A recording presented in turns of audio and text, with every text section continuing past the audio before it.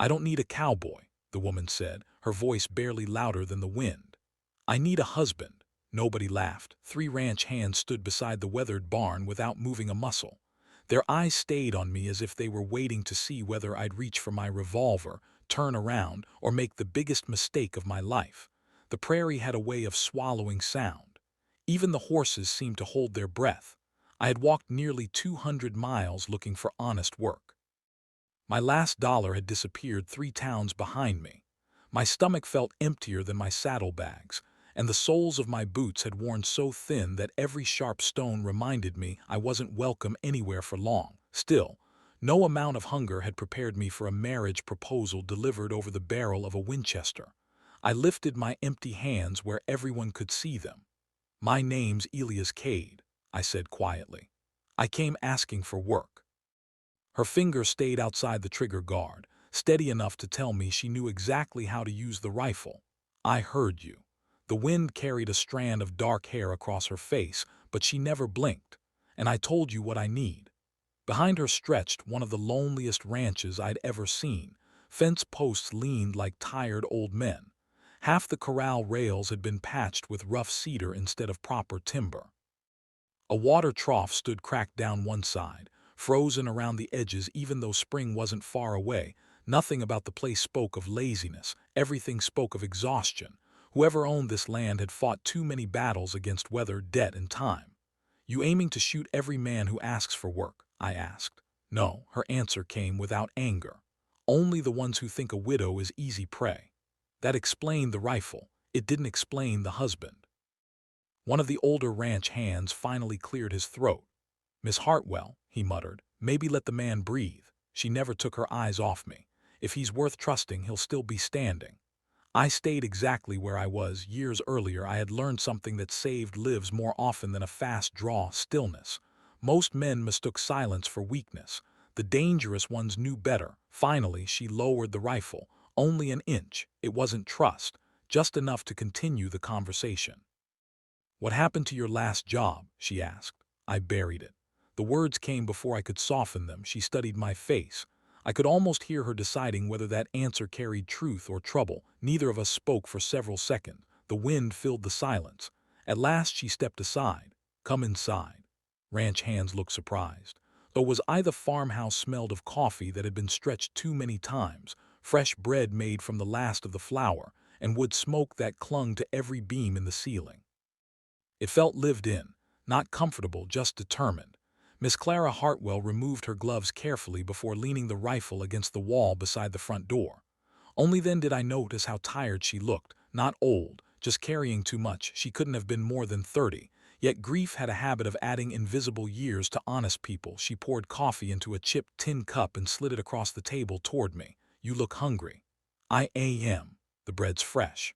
I nodded once. "Thank you." I waited until she sat before touching the food. My mother had taught me that much before sickness took her. Respect costs nothing. Clara noticed. She noticed everything. The 3 ranch hands drifted inside one by one. The oldest introduced himself as Jeb Turner. The others were Noah Briggs and young Tommy Reed. Their clothes were patched nearly as often as the fences outside. Nobody here was getting rich. Nobody expected to. Clara folded her hands. "You came looking for wages." "I can't promise good ones. Worked for worse." "Don't doubt that." She looked toward the window overlooking the pasture. "There are people who think this ranch won't survive another month." Jeb stared into his coffee without speaking. Noah rubbed tired hands together beside the stove. Tommy looked down at his boots. Nobody argued with her. That told me enough. "Who thinks that?" I asked. She answered with only 2 words. "Silas Mercer." Even before Jeb spoke, I recognized the name. Every frontier had a man who owned more land than he deserved. Every valley had someone who believed money gave him the right to own everyone else's future. Mercer had that reputation. "He wants this place," Jeb finally said. "Been wanting it for years." Clara gave the slightest nod. "My husband refused to sell." Room became quieter. "And now?" I asked. "My husband has been buried 18 months. No one offered sympathy. Out here, sorrow wasn't something folks announced. It simply sat beside them at supper every evening. I looked around the room. Every chair showed signs of repair. Every cupboard had been fixed instead of replaced. The curtains had been stitched together from old flour sacks. Nothing was wasted. Someone had fought desperately to keep this home alive. Clara stood and walked toward the fireplace. Above the mantel rested a faded photograph. A broad-shouldered rancher stood beside a younger Clara, both smiling at something outside the frame. The picture had gathered dust. Not because she'd forgotten him, because she'd stopped noticing it. Grief becomes furniture after enough time. My husband believed a person's word mattered more than paper. She kept her back turned while she spoke. He was wrong. Outside, a horse whinnied sharply. Jeb walked to the window, his expression hardened. Rider. Everyone looked. Far beyond the north fence, a lone horse stood on a ridge. Its rider remained perfectly still, watching, too far away to recognize, close enough to remind everyone they were being watched. Tommy reached for the rifle beside the door. Clara stopped him with one quiet sentence. "No." Boy froze. "He wants us frightened," she said. "We'll disappoint him." Ryder stayed another moment before turning his horse and disappearing beyond the hill. No one moved until he was gone. I looked back toward Clara. "You expecting trouble?" "I've been expecting it every morning for the last year." She finally faced me again. Her eyes had softened only slightly. "You asked for work." "I did. Can offer a bed in the bunkhouse, meals while you're here, and a chance to leave whenever you decide this ranch isn't worth saving." "If I stay," her answer came slowly. "Then tomorrow," she glanced toward the folded papers lying alone on the corner of the table, "I'll explain why I asked a stranger to become my husband." Room fell silent once more. Outside, the prairie wind swept across the empty fields, carrying dust through broken fence rails that still refused to fall. For the first time since I'd stepped onto the Hartwell Ranch, I realized something far heavier than hunger had brought me there. It wasn't chance. It was the beginning of a promise neither of us yet understood. Morning arrived with frost clinging to every fence wire like silver thread. The Hartwell Ranch woke before sunrise, not because anyone had slept well, but because cattle never waited for sorrow. I found Clara already outside. She was repairing a broken gate with a hammer too heavy for one hand and determination too stubborn for two. "You should have woken one of us," I said. She didn't stop working. "Spent too long believing I had to do everything myself." I took the hammer gently from her. "You don't have to believe that today." The first time since I'd met her, she stepped back without arguing. We worked in silence. The prairie had its own language, the scrape of wood, the distant bawl of cattle, leather creaking against saddles, and boots pressing into frozen earth. Around here, people trusted quiet labor more than polished words. After the gate was finished, Clara led me toward the old farmhouse. "Owe you the truth," she said. Inside, she cleared the breakfast dishes and placed a folded bundle of papers on the kitchen table. The edges were worn from being opened too many times. She pushed them toward me. "Read." I unfolded the first sheet. It carried the county seal. Most of the legal language meant little to me, but one sentence stood out clearly enough. The property must remain under the care of a legally recognized household to retain its homestead protections. I looked up. Clara was watching my face. "My husband filed the original claim 22 years ago," she said quietly. "When he died, the county granted me time. Much time. Long enough for everyone to believe I'd either remarry or lose everything." Jeb entered the room carrying a bucket of feed and quietly finished the story. "Extension ends after the season's inspection.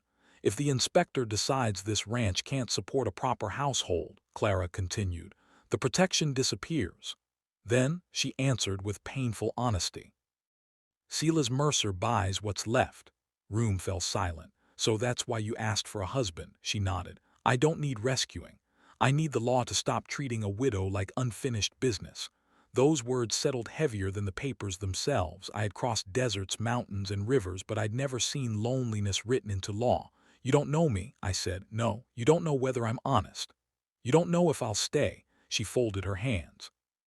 "I know the way you waited before eating yesterday." I frowned. She smiled faintly. "A hungry man who remembers his manners usually remembers his promises." That nearly made me laugh, nearly. Instead I asked, "What exactly are you asking?" She slid another paper across the table. It wasn't a marriage license. It was an agreement, simple, plain. A temporary arrangement lasting through the inspection season. When the county completed its review, either of us could walk away. No claim to land. No demand for affection. No obligation beyond honesty. You thought this through, had 18 months. I read every line, there wasn't a trace of deception, only desperation wrapped in dignity. I came looking for wages. I know, never married, I know. I don't marry because someone needs saving. She met my eyes, neither do I. Those words lingered between us. Neither of us wanted pity, neither of us wanted charity, we wanted fairness. Outside, horses suddenly snorted. A moment later came laughter. Not friendly laughter, cruel laughter. Jeb looked out the window. Here. 5 riders slowed along the fence line without entering the property. Their horses were well fed, their saddles expensive. At the center rode a broad man dressed in a spotless black coat despite the dust, Silas Mercer. Even from a distance, he carried himself like someone who believed the valley belonged to him. He tipped his hat toward Clara with exaggerated politeness. "Morning, Mrs. Hartwell." His voice carried easily across the yard. "Or should I say, Miss?" None of the riders laughed, they waited. Mercer smiled wider. "You're interviewing husbands now." This time the laughter came, sharp, deliberate, designed for everyone to hear. Clara didn't answer. She simply stood on the porch with both hands folded before her. Mercer looked toward me. Didn't expect the line to reach this far west. I remained still. He wanted anger, he wanted pride, he wanted an excuse. I gave him none. Mercer's smile faded just enough for me to notice. "So that's your new cowboy." Still silence. He nudged his horse closer to the fence. "Hope he lasts longer than the last fellow." Jeb's jaw tight. Tommy took one step forward. Clara lifted a hand without looking at either of them. They stopped immediately. Mercer chuckled. "Save everyone the trouble." He reached into his saddlebag and tossed something over the fence. The object landed in the dust. A wedding veil, old, yellowed, torn. His riders burst into laughter. "Figured you'd need one." No one on the ranch moved. For a heartbeat, I thought Clara might finally break. Instead, she walked down the porch steps, picked up the veil, folded it carefully, brushed the dust away. Then she carried it back inside without saying a single word. Mercer's laughter slowly died. Some victories disappear when the person you're trying to shame refuses to carry your shame. He stared toward the house, then looked at me. "You planning on staying long?" "I haven't decided." "You should." His smile returned. "Enjoy watching men discover what this ranch costs them." He turned his horse. The riders followed. Dust rolled behind them until the prairie swallowed every hoofbeat. Only then did Tommy exhale. "I wanted to hit him." "So did I," Noah admitted. Jeb looked toward me. "But that's exactly what Mercer wanted." I nodded. A man looking for a fight usually has already planned the ending. Clara emerged from the house carrying the folded veil. Without ceremony, she placed it inside an old wooden chest and closed the lid. "I won't let him teach me how to hate." No one answered. There wasn't anything to add. As afternoon settled over the ranch, we repaired fences together, drove wandering cattle back into pasture, and patched the roof above the stable. Clara worked beside every hand without asking anyone to do what she wouldn't. The ranch wasn't dying because its owner had quit. It was dying because one determined woman couldn't outrun time forever. When evening came, the others drifted toward the bunkhouse. I remained alone in the kitchen. The agreement still rested on the table. Lantern light danced across the blank signature line. Outside, coyotes called somewhere beyond the hills. I picked up the pen, held it above the paper, then stopped. A promise made too quickly is often broken just as fast. I set the pen down again. As I folded the agreement shut, I noticed something tucked beneath the last page. A tiny pressed wildflower, brown with age. Beside it, written in faded ink, were 6 simple words. "My husband planted these every spring." I closed the papers gently. Tomorrow, I knew, would ask for an answer. And for the first time in many years, the hardest trail before me wasn't crossing the frontier. It was deciding whether a stranger's future was worth tying to my own.